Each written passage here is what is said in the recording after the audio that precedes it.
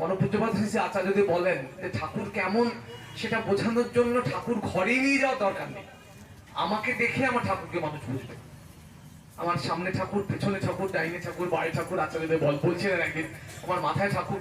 আমার ঠাকুর কেমন এই পোশাকটা দেখেও নয়, এরকম কালো পেরে ধুতি হাপাতা পাঞ্জাবি মানেই আমরা সৎসঙ্গী হয়ে গেলাম, ঠাকুরের মানুষ হলাম, মোটেও তা নয়।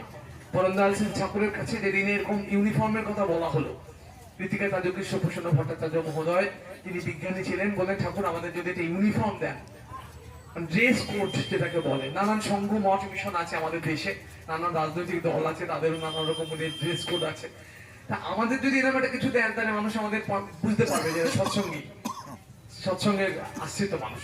শ্রী ঠাকুর বলেন আপনাদের চরিত্র, আপনাদের ইউনিফর্ম, আপনাদের ক্যারেক্টার, আমাদের চলা বলা, আচরণ, আমাদের ব্যবহার, সেটা ঠিক করতে না পারলে এই হাতকাটা পাঞ্জাবি আর কালো পেরে ধুতিটাকে নিছক ঠাকুরকে অবমাননাই করা হয়।